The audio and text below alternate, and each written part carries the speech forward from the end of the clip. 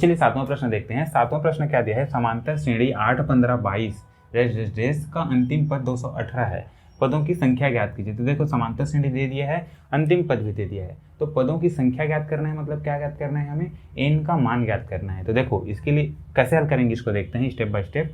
दिया गया समीकरण क्या आता है, दिया गया समांतर श्रेणी क्या दिया है, 8, 15 डेस, आगे बढ़ गया है श्रेणी। और यहाँ प्रथम पद क्या है, तो प्रथम पद हमें क्या दिख रहा है, a बराबर 8, पहला पद हमें दिख ही रहा है, ठीक है, ये हो गया 8। सार्वंतर बराबर d बराबर क्या होता है भाई, तो d का मान क्या होता है, द्वितीय पद माइनस प्रथम पद, पूरा लिखिएगा इसको, प्रथम पद। तो ये किसके बराबर हो जाएगा, अगर हम देखें तो द्वितीय पद माइनस प्रथम पद, यानी कि दूसरा पद है 15, प्रथम है 18, ये किसके बराबर आ रहा है, 15 में 8 जाएगा तो 7 के बराबर आएगा। तो d का मान हमें क्या मिल गया, 7 मिल गया। इसी तरीके से अंतिम पद प्रश्न में दे दिए गए हैं, अंतिम पद क्या दिया है, 218 दिया है, अंतिम पद का मान है 218। तो देखो पदों की संख्या ज्ञात करना है, तो हम क्या करते हैं, मान लेते हैं कि ये जो 218 यानी कि अंतिम पद है वो कौन सा पद है, एनवां पद है। माना कि श्रेणी का एनवां पद बराबर क्या है, 218 है, तो n का मान अब हमें ज्ञात करना है कि कौन सा पद का मान 218 है, यानी कि पदों की संख्या कितनी है श्रेणी में, है ना। तो जिस पद का मान 218 होगा यानी कि n का मान निकलेगा, वही कुल पदों की संख्या हो जाएगी। तो हम इसके लिए हमने क्या कर लिया, श्रेणी का nवां पद हमने 218 मान लिया। अतः हम क्या कह सकते हैं, श्रेणी का nवां पद यानी कि क्या होता है, a + n - 1 d, यही होता है श्रेणी का nवां पद का सूत्र। और ये किसके बराबर है, बोला है 218 के बराबर है। अब इसको हल करना है, a का मान हमें क्या दिया है, 8 दिया है, n का मान हमें निकालना है, n - 1 लिख देते हैं, d का मान यहाँ पे हमने क्या निकाला है, तो 7 निकाला है, ये हो जाएगा 7 हो जाएगा बराबर 218। आगे हल करेंगे तो 7 को गुणा कर देंगे n - 1 से, तो क्या हो जाएगा, n 7 का गुणा n के साथ होगा तो 7n, माइनस का माइनस हो जाएगा, प्लस माइनस का गुणा होगा तो माइनस, 7 और 1 का गुणा होगा तो 7, ये बराबर हो जाएगा 218। आगे हल करेंगे तो 8 और 7, 8 में 7 जाएगा तो क्या बचेगा, 1 बचेगा, और प्लस 7n है तो ये 7n हो जाएगा, बराबर में ये हो जाएगा 218। आगे हल करेंगे तो ये जो 1 है, 1 को पक्षांतर कर देंगे तो इधर जाके ये क्या हो जाएगा, माइनस हो जाएगा, तो ये हो जाएगा 217। अब क्या करते हैं, 7n इज टू क्या हो जाएगा, सॉरी 217 नहीं 218 होगा, 218 में 1 जाएगा तो अब 217 हो जाएगा। अब इसको फिर से हल करना है, n का मान हमें निकालना है, तो 7 गुणा के रूप में है, पक्षांतर कर देंगे तो क्या हो जाएगा, भाग के रूप में हो जाएगा, तो 7, अब भाग देंगे तो क्या होगा, देखो 7 एकम 7, ये 7 तिया 21 हो जाएगा, उसके बाद क्या बचा 7, तो 7 एकम 7, तो इस तरीके से ये क्या हो जाएगा 31। तो n का मान हमें क्या मिल गया, यहाँ पे n बराबर मिला 31। अतः हम क्या कर सकते हैं, यहीं पे लिखेंगे, उत्तर लिखेंगे, अतः पदों की संख्या, अतः समांतर श्रेणी में पदों की संख्या क्या हो जाएगी, पदों की संख्या 31 होगी। इस तरीके से आपको इसका आंसर लिखना है, ठीक है। ये प्रश्न ईजी है, समझ में आ गया होगा, ठीक है। सातवां प्रश्न हो गया, अब आगे बढ़ते हैं। तो चलिए नौवां प्रश्न देखते हैं। नौवां प्रश्न क्या दिया है, यदि दो समांतर श्रेणियों का सार्वंतर समान है और इनके 99 पदों का अंतर 99 है, तो इनके 999 पदों का अंतर क्या होगा, और कारण भी बताइए। मतलब दो अलग अलग समांतर श्रेणियाँ हैं, लेकिन दोनों समांतर श्रेणियों का जो सार्वंतर है समान है, यानी कि दो क्रमिक पदों के बीच का अंतर दोनों समांतर श्रेणियों में समान है। और बोला है कि इनके जो 99वां पद है, यानी कि प्रथम श्रेणी का 99वां पद और दूसरी श्रेणी का 99वां पद, दोनों के बीच का अंतर क्या है, 99 है। तो 999 पदों का अंतर क्या होगा, तो दोनों समांतर श्रेणी का 999वां पद निकालेंगे, उनके बीच का अंतर क्या है वो हमें ज्ञात करना है। कैसे हल करेंगे इसको, प्रश्न समझ में आ गया। अब इसको हल करके देखते हैं। तो देखो सबसे पहले हम मान लेते हैं कि देखो समांतर श्रेणी का सार्वंतर तो दे दिया है d1, समांतर श्रेणी के पदों की संख्या या फिर कौन सा पद है, nवां पद है, तो कौन सा पद है ये निकालने के लिए हमें तीन मुख्य चीज़ों की जरूरत पड़ती है। सबसे पहले a, दूसरा n और तीसरा d। a यानी कि प्रथम पद जो कि इसमें नहीं दिया है, सार्वंतर दोनों में समान है, और पदों की संख्या यानी कि जो पद का मान है, जो n का मान है वो दे दिया है, तो हमें a को मान लेते हैं, ठीक है। सबसे पहले हमने माना कि एक समांतर श्रेणी का प्रथम पद, एक समांतर यानी दो समांतर श्रेणी दिया है, उसमें से पहले समांतर श्रेणी का प्रथम पद को a1 मान लिया और दूसरी समांतर श्रेणी का प्रथम पद को a2 मान लिया, ठीक है। और दोनों समांतर श्रेणी का सार्वंतर d है, प्रश्न में दिया है, दोनों समांतर श्रेणी का सार्वंतर समान है दिया है, उसको हमने d मान लिया है, ठीक है। अब देखो चूंकि समांतर श्रेणी का nवां पद क्या होता है, a + n - 1d, ये होता है फॉर्मूला उसका। अतः जो पहला समांतर श्रेणी है उसका 99वां पद क्या होगा, 99वां पद क्या हो जाएगा उसका, a 1। अब चूंकि पहला जो समांतर श्रेणी है उसके प्रथम पद को हमने a1 माना है, तो ये हो जाएगा a1 प्लस 99वां पद बोल रहा है तो n की जगह 99 हो जाएगा -1। d का मान क्या है, तो d मान दोनों में समान है तो हमने इसको d लिख लिया है यहाँ पे। इसी प्रकार अगर दूसरे समांतर श्रेणी का 99वां पद अगर बात करें तो इसमें प्रथम पद जो है अलग हो जाएगा, वो हो जाएगा a2 plus 99 minus 1 into D. अगर इसको ऑल हल करें तो ये क्या हो जाएगा, a1 लिख लेते हैं इसको, a1 प्लस 99 में एक जगह क्या हो जाएगा 98d, और ये क्या हो जाएगा a2 प्लस 98 इंटू डी हो जाएगा। अब देखो प्रश्नानुसार, प्रश्न में क्या बोला है, प्रथम श्रेणी का 99वां पद और दूसरे श्रेणी का जो 99वां पद है दोनों के बीच का अंतर क्या है, 99 है। यानी कि इसमें और इसमें या फिर इन दोनों के बीच का जो अंतर है वो कितना दिया है, 99 दिया है। यानी कि अगर हम इसमें इसको घटा देंगे तो वो अंतर क्या के बराबर होगा, 99 के बराबर होगा। तो चलिए, अतः प्रश्नानुसार अब देखो प्रश्न में ये नहीं बोला गया है कि ये बड़ा है कि ये बड़ा है, बस बोला गया है कि दोनों के बीच का अंतर जो है 99 है। तो हम इसमें इसको घटा के या फिर इसमें इसको घटा के हल कर लेते हैं। तो अतः प्रश्नानुसार प्रश्न में क्या बोला है, दोनों समांतर श्रेणी के 99 पदों का अंतर, 99 पदों का अंतर बराबर क्या दिया है प्रश्न में, 99 दिया है। अतः हम क्या लिख सकते हैं, यहाँ से लिखते हैं इतना माइनस इतना बराबर 99 हो जाएगा। दोनों समांतर श्रेणी के 99 पदों का अंतर, इतना और इतना को माइनस कर देंगे, यानी कि a1 प्लस 98d, इसमें हम घटा देंगे क्या, a2 हो जाएगा, ये a2 प्लस 98 इंटू डी, ये बराबर हो जाएगा 99 के। उसके बाद फिर हल करेंगे तो ये क्या हो जाएगा, a1 प्लस 98d, ब्रैकेट को हो खोलेंगे तो क्या होगा, यहाँ पे कुछ नहीं मतलब प्लस है, प्लस माइनस को गुणा होगा तो माइनस a2 हो जाएगा, माइनस प्लस को गुणा होगा तो माइनस, फिर ये हो जाएगा 98d इक्वल्स टू ये हो जाएगा 99। अगर देखें तो 98 प्लस में है, 98 माइनस में है, 98d में 98d कटेगा तो सीधा सीधा कट जाएगा। बचा क्या, a1 plus a2 equals to क्या हो जाएगा, अच्छा सॉरी प्लस नहीं होगा माइनस होगा, a1 माइनस a2, a1 है और a2 सामने में चिन्ह है उसको चिन्ह के साथ रखेंगे, a1 माइनस a2 बराबर क्या मिल गया, 99 मिल गया। ये हमें क्या मिला, दोनों पदों के जो प्रथम पद है, दोनों पदों का जो प्रथम पद है उनके बीच अंतर कितना है, 99 है, ये मिल गया।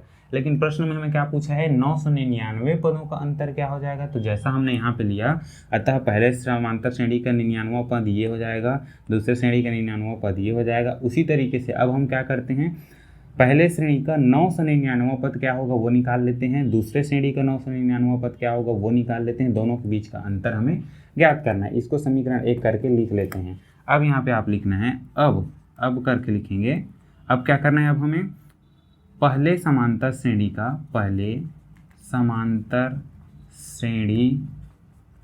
999वां पद क्या होगा भाई, पहले समांतर श्रेणी का 999वां पद, इसका मान क्या हो जाएगा, क्या होता है nवां पद का मान a plus n minus 1d। तो a की जगह पहले पद के लिए प्रथम पद है पहले पद के लिए प्रथम पद है a1, n का मान क्या हो जाएगा, चूंकि 999वां पद ज्ञात करना है तो n की जगह आप लिख देंगे 999 माइनस 1, d का मान समान है दोनों के लिए। तथा ये तो हो गया पहले के लिए। अब दूसरे समांतर श्रेणी के लिए भी निकालना है, तो दूसरे समांतर श्रेणी का सेम टू सेम लिखना है, ठीक है। दूसरे समांतर श्रेणी का 999वां पद क्या हो जाएगा, प्रथम पद बस चेंज हो जाएगा, 999 माइनस 1 इंटू डी। अगर हम इसको लिखना चाहें तो क्या लिख सकते हैं, और a1 प्लस 999 में एक जाएगा क्या बच जाएगा 998d, और ये क्या हो जाएगा a2 प्लस 998d, ठीक है। ये इस तरीके से हो गया। अब हमें क्या ज्ञात करना है, अतः दोनों समांतर श्रेणी के 999 पदों का अंतर हमें ज्ञात करना है। अतः यहाँ पे लिखेंगे, इसके नीचे में आप लिखना तो जगह छोटा है। अतः आपको लिखना है दोनों समांतर श्रेणी के दोनों समांतर श्रेणी के 999 पदों का अंतर, 999 पदों का अंतर। इसी के नीचे में आपको ये सेम टू सेम लिखते जाना है। क्या हो जाएगा, दोनों पदों के 999 पदों का अंतर, तो पहले पद का 999वां पद ये है और दूसरे पद समांतर श्रेणी का 999वां पद ये है, दोनों के बीच का हमें अंतर चाहिए। अतः क्या हो जाएगा, A1 प्लस 998D ये हो जाएगा प्रथम पद। सॉरी, चलो एक लिख लेते हैं यहाँ पे, पहले समांतर श्रेणी का 999वां पद, इसमें क्या घटाएंगे हम, दूसरे समांतर श्रेणी का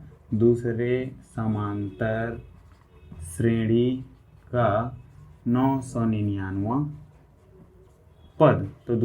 तो यहाँ पे जैसा मान लिख देंगे, पहले समांतर श्रेणी का 999वां पद क्या है ये, दूसरे समांतर श्रेणी का 999वां पद ये, दोनों को लिख लेंगे यहाँ पे। तो ये हो जाएगा A1 प्लस 998D, ठीक है, 998D। इसमें घटाएंगे क्या, A2 प्लस में है 998D, घटाएंगे इसको तो क्या हो जाएगा, A1 प्लस ब्रैकेट को ओपन करेंगे बस 998D और माइनस प्लस गुणा होगा तो माइनस A2, फिर माइनस प्लस को गुणा होगा तो माइनस, फिर ये क्या हो जाएगा 998D। यहाँ से अगर हम फिर देखें तो 998D कट जाएगा, बचा क्या A1 प्लस, सॉरी प्लस नहीं होगा, A1 माइनस A2।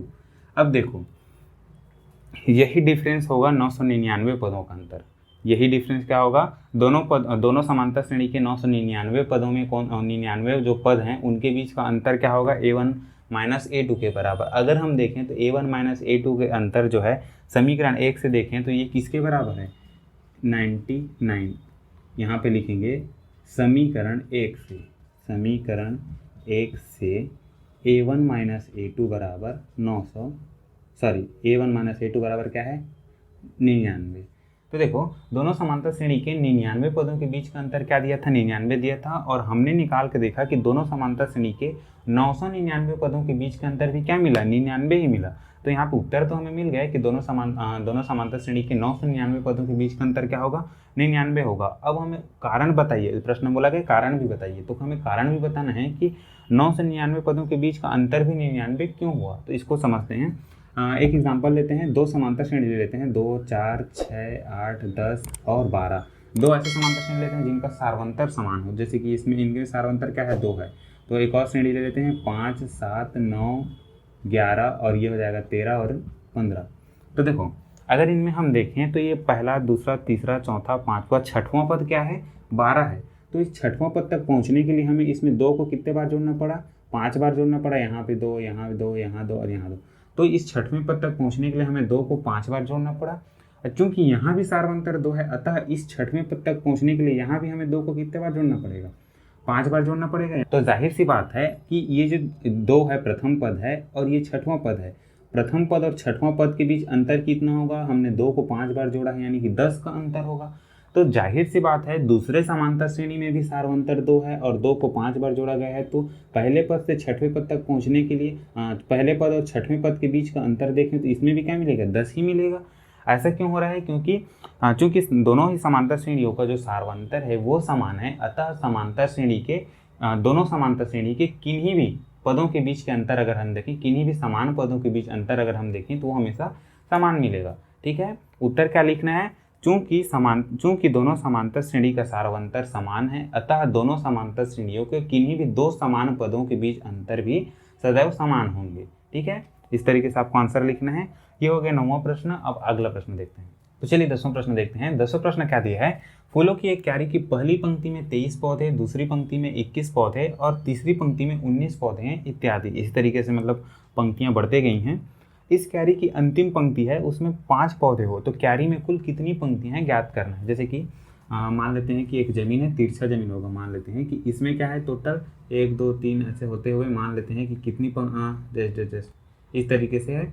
तो इसमें कितनी है टोटल 23 पौधे हैं। ठीक है, इसमें कितने पौधे हैं, 23 पौधे हैं। उसी तरीके से अगली जो पंक्ति बनी होगी उसमें कितना बोला गया है कि उसमें 2 कम हो गया है, उसमें क्या है सिर्फ 21 बोला गया है। उसी तरीके से और इसमें देखें तो इसमें कितना बोला गया है 19 पौधे हैं इसमें। ठीक है, इसमें सिर्फ 19 पौधे। इसी तरीके से अलग अलग पंक्तियां हैं और आखिरी जो पंक्ति बना है, आखिरी जो पंक्ति है उसमें कितना है सिर्फ 5 बोला गया है। 2, 3, 4 और 1 5, इसमें कितना है सिर्फ 5 पौधे हैं। तो इस तरीके से मान लो कि एक हो सकता है कि ऐसे बना होगा, खेत होगा, जिसमें क्रमशः क्या है कि हर एक पंक्ति में कितने का अंतर हो रहा है, हर एक पंक्ति में पौधों की संख्या में कितने अंतर हो रहा है, दो का अंतर होते जाए, 23 में, फिर उसके बाद 21, फिर 19, फिर उसके बाद 17 होगा, और ऐसे कम होते होते आखिरी जो पंक्ति है उसमें सिर्फ 5 पौधे हैं।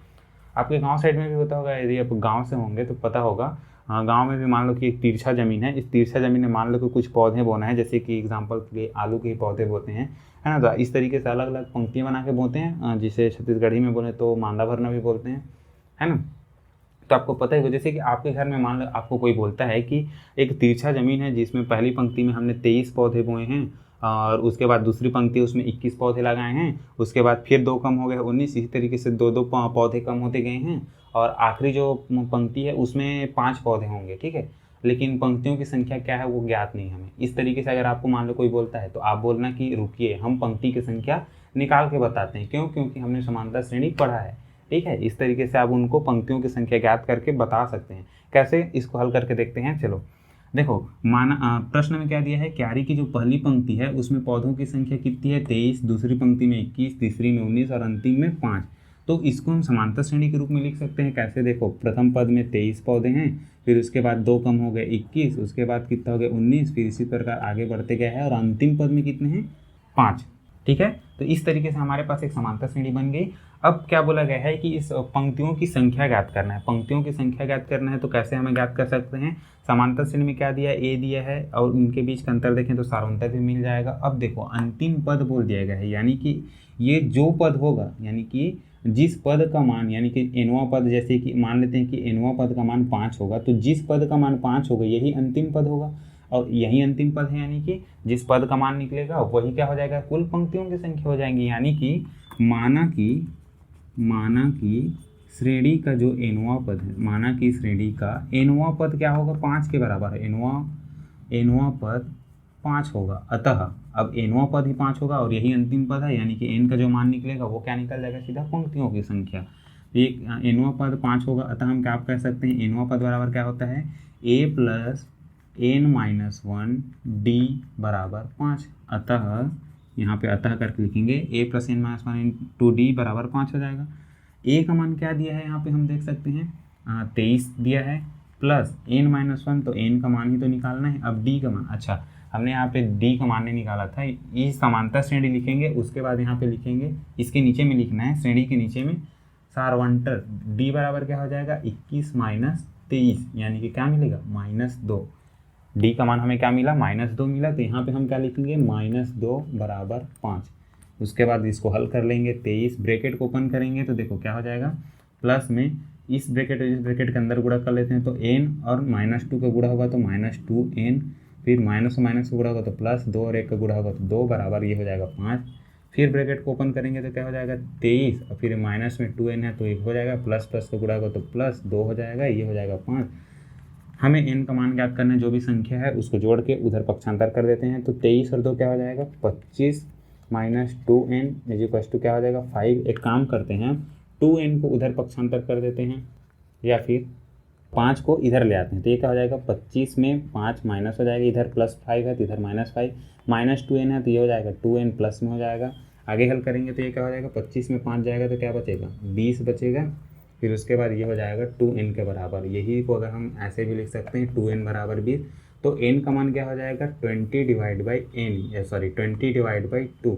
तो ये क्या हो जाएगा, n का मान हमें मिलेगा 10। अतः n क्या हमने लिया था, nवां पद 5 हो गया, यानी कि ये n को हमने क्या लिया था, पंक्तियों की संख्या। nवां पद चूंकि 5 हो गया, यानी कि कुल इसमें पंक्तियों की संख्या 5 होगी, कुल पंक्तियों की संख्या n होगी, और वही n का मान मिला है 10। तो अतः हम क्या कर सकते हैं, अतः उस क्यारी में कुल पंक्तियों की संख्या क्या होगी, 10 होगी। उत्तर में आपको यहाँ पे लिखना है, उत्तर अतः क्यारी में कुल पंक्तियों की संख्या 10 होगी, ठीक है। यदि आपसे कोई इस प्रकार का क्वेश्चन अगर आपको घर में करें तो इस प्रकार से आप उनका आंसर दे सकते हैं। तो इस तरीके का क्वेश्चन यदि आपको कोई घर में करता है तो इस तरीके से आप हल निकाल के पंक्तियों की संख्या निकाल सकते हैं। पंक्तियों की जगह कुछ और भी बोल सकते हैं, तो इस प्रकार n का मान निकाल के आप जवाब दे सकते हैं।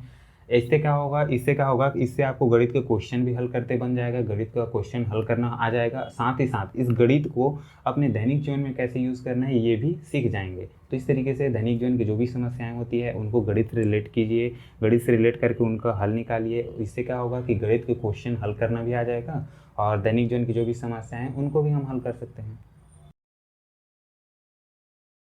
तो चलिए अब देख लेते हैं कि ऑनलाइन क्लासेस के नोट्स आप कैसे प्राप्त कर सकते हैं। इसके लिए आपको क्या करना है, वीडियो के नीचे डिस्क्रिप्शन में हमारे टेलीग्राम ग्रुप का लिंक दिया गया है, वहां क्लिक करके आप हमारा टेलीग्राम ग्रुप ज्वाइन कर सकते हैं। टेलीग्राम ग्रुप पर रोजाना क्लास खत्म होने के बाद ही रोजाना नोट्स शेयर कर दिया जाएगा, जिसको आप इजिली डाउनलोड कर सकते हैं। यहाँ जो आपको नोट्स मिलेंगे वो PDF फॉर्मेट में होंगे, जो कि पासवर्ड प्रोटेक्टेड होंगे, यानी कि इसमें पासवर्ड लगा होगा, जिसका पासवर्ड होगा tricky brain PDF TRICKBRAIN PDF। ध्यान रहे कि इसमें जो पहला लेटर है यानी कि T है वो कैपिटल रहेगा और एंड में जो 3 लेटर है यानी कि PDF वो कैपिटल में रहेंगे, यानी कि बड़े अक्षर में रहेगा। तो आई होप कि आपको हमारी क्लासेस अच्छी लग रही होगी। यदि हमारी क्लासेस अच्छी लग रही है तो वीडियो को लाइक और चैनल को सब्सक्राइब करना ना भूलें और अपने दूसरे दोस्तों के पास भी शेयर जरूर करें। तो मिलते हैं अगली क्लास में, तब तक के लिए थैंक यू फ्रेंड्स।